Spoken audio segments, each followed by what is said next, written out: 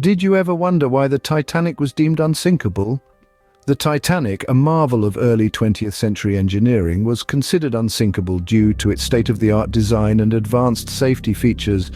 The ship was divided into 16 watertight compartments, designed to keep the vessel afloat, even if some were breached. Its double-bottom hull and the fact that it was the largest ship ever built at the time all contributed to this belief. The shipbuilders at Harland and Wolff in Belfast, Ireland were brimming with pride at their creation. The Titanic was the epitome of luxury, promising an unprecedented voyage across the Atlantic. The passengers too were swept up in the excitement of the maiden voyage, confident in the notion that they were aboard the safest ship ever built. But as history shows, even the greatest confidence can lead to the greatest tragedies. On April 10th, 1912, the Titanic embarked on her maiden voyage.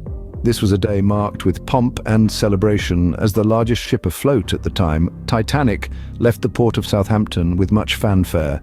The city was abuzz with excitement and the air was filled with a sense of anticipation. The Titanic was a symbol of human ingenuity and a testament to the power of technological advancement. As she made her way across the waters, the Titanic made 2 scheduled stops. The first was at the French port of Cherbourg, where more passengers boarded, adding to the lively atmosphere on board. From there, the Titanic sailed to Queenstown, Ireland, her last stop before the transatlantic journey to New York. What made the voyage even more interesting was the variety of passengers on board. The Titanic was like a floating city, carrying a microcosm of early 20th century society. The wealthiest people of the time, including business tycoons, celebrities and aristocrats, occupied the first-class cabins. They enjoyed the finest luxuries that the ship could offer, from sumptuous meals to lavish staterooms. Equally important was the ship's second and third-class passengers. They were a diverse group, including middle-class professionals, immigrants dreaming of a better life in America, and even families traveling together. Despite the differences in their accommodations, all shared in the excitement and anticipation of the journey. The atmosphere on board was festive and full of life. The grandeur of the ship, the promise of a new beginning, and the sheer joy of travel brought everyone together in a shared sense of wonder and expectation. Yet beneath the surface of this joyous voyage there was an undercurrent of uncertainty. For all its grandeur and technological prowess, the Titanic was venturing into the unknown, crossing the vast and unpredictable Atlantic Ocean. No one could have foreseen the disaster that was about to unfold. It was a calm, moonless night when the Titanic met her fate. It was the night of April 14th, 1912, a night that would go down in history as one of the deadliest peacetime maritime disasters. Earlier that day, the Titanic had received 6 iceberg warnings, but they were largely ignored. The crew, confident in the ship's proclaimed unsinkability, did not slow down or change course. The belief was that even if Titanic did hit an iceberg, she could stay afloat. But fate had other plans. At 11:40 p.m., an iceberg appeared directly in the Titanic's path.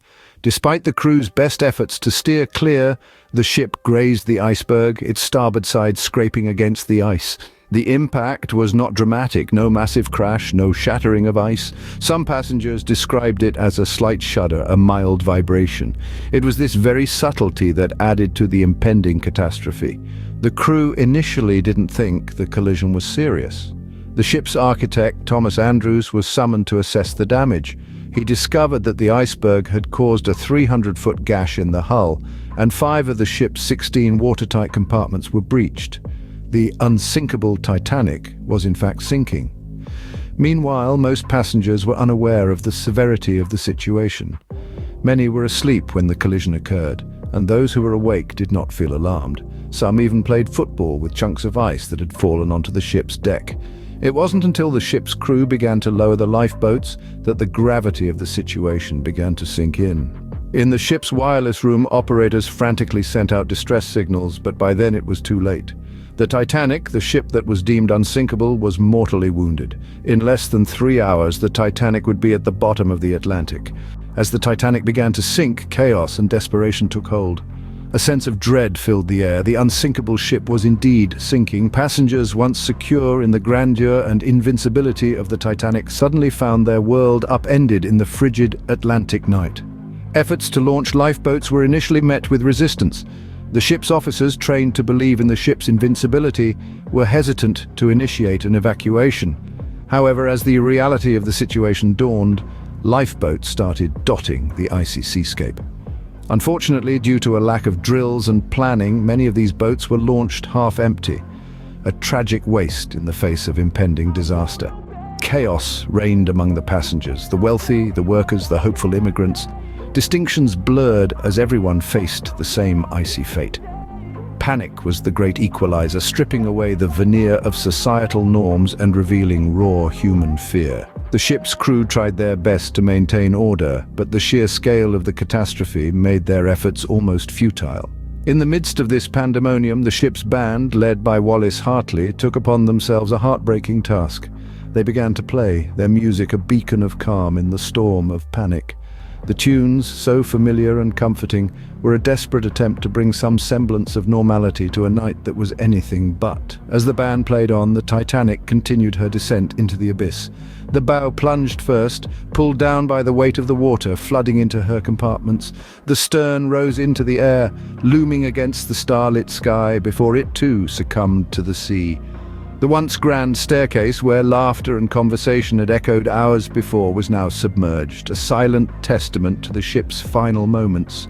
The lights, which had flickered with life, gradually dimmed, the ship's heartbeats slowing until it was no more.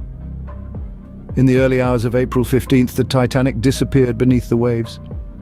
The unsinkable ship, the dream of a generation, was lost, leaving behind a chilling wake of tragedy and a legacy that would echo through the annals of history.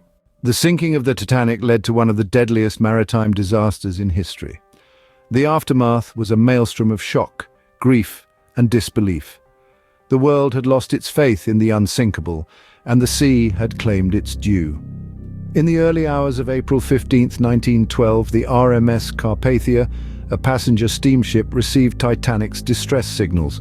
Racing against time, the Carpathia navigated through treacherous ice fields to reach the site of the tragedy. The ship's crew, under the command of Captain Arthur Rostron, showed extraordinary courage and seamanship, rescuing 712 survivors from the freezing Atlantic waters. The rescue operation was fraught with challenges, but the Carpathia crew's dedication and heroism saved many lives that fateful morning. However, the grim reality was that more than 1,500 people had perished in the disaster. The majority were men adhering to the women and children first policy during the ship's evacuation. The loss was catastrophic, with people from all walks of life succumbing to the icy depths. The world mourned the loss of its citizens, the promising lives cut short, and the dreams drowned with the Titanic. News of the disaster sent shockwaves around the globe. Newspapers were filled with headlines of the unsinkable ship's tragic end, and people everywhere grappled with the magnitude of the catastrophe. The Titanic disaster was not just a loss of a magnificent ship, it was a stark reminder of human vulnerability and the unforgiving nature of the sea. In the following weeks and months, stories of heroism, sacrifice, and survival emerged, painting a poignant picture of the human spirit in the face of adversity. The world grieved, but also admired the courage of the survivors and the selflessness of those who perished. The Titanic had sunk, but her story was far from over. The disaster left a profound impact on maritime safety regulations, leading to significant changes that continue to safeguard lives at sea. The Titanic, in her demise, became a symbol of human ambition, tragedy, and resilience. The Titanic disaster served as a harsh lesson for maritime safety. In the wake of the tragedy, a sea change rippled through the maritime world, sparking crucial reforms to ensure such a disaster would never reoccur. One of the significant changes was in lifeboat requirements. Previously, the number of lifeboats was based on the ship's gross tonnage, not the number of passengers. The Titanic's sinking highlighted this fatal flaw, leading to regulations that required enough lifeboats for every person on board. Another crucial change was the establishment of the International Ice Patrol. This patrol monitors iceberg danger near the Grand Banks of Newfoundland, providing early warnings to ships, thus preventing another catastrophe like the Titanic. The Titanic disaster was a severe wake-up call, prompting a profound shift in maritime safety regulations. From the Titanic's tragic end, we learn that no matter how advanced or unsinkable we believe our creations to be, we must always respect the power of nature and the unpredictability of life.